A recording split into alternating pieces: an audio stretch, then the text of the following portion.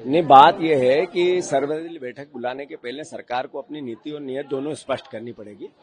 अभी 8 अगस्त को पीएससी के माध्यम से जो हलफनामा गया उसमें तो उन्होंने कहा ओबीसी के 13% जो पद है उन पर नियुक्तियां नहीं दी जाए और जो याचिका लगी उसको समाप्त किया जाए, क्वेश किया जाए।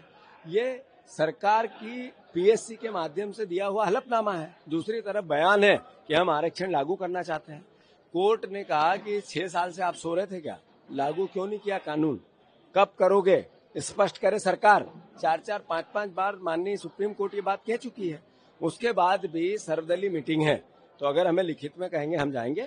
और जो पक्ष है हमारा ओरिजिनल, जो बीजेपी का भ्रम है, जो उनका झूठ है, जो लोगों को गुमराह करने का तरीका है, वो सरकार को बताएंगे कि आप क्यों झूठ बोल रहे हो। बिल्कुल सही है कि आप जिस तरीके से झूठ बोल रहे हो, जिन बच्चों को 1 लाख से ज्यादा अधर्म है, कई ने आत्महत्या कर ली, कई बच्चों की शादियां टूट गई, कई ओवर एज हो गए, 6 साल से पूरा प्रकरण लंबित है। आप गुमराह कर रहे हैं प्रदेश को। कोर्ट में कुछ बोलते हैं और बाहर कुछ बोलते हैं। वकील जो बोलता है वो सरकार की बात बोलता है। जो एडवोकेट जनरल है उनके और उनकी पूरी टीम को 100 करोड़ रुपए की फीस हुई। तो 100 करोड़ रुपए किस लिए दिए 6 साल में? आपने इसलिए कि आरक्षण ये रुकना चाहिए या होना चाहिए?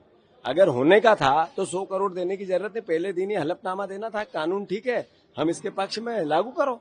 आप हाई कोर्ट से सुप्रीम कोर्ट गए, क्यों गए? हाई कोर्ट में डिसाइड, सुप्रीम कोर्ट ने कहा आने की जरूरत ही नहीं है, क्यों आए? क्लियर ही नहीं है। मतलब पल पल पे झूठ।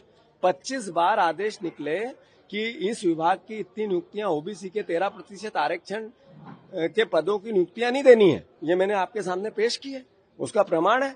ये सरकार की नीति है। कोर्ट में भी वही बात करती है जो आदेश निकाल के करती है, पर बयान कुछ और देती है।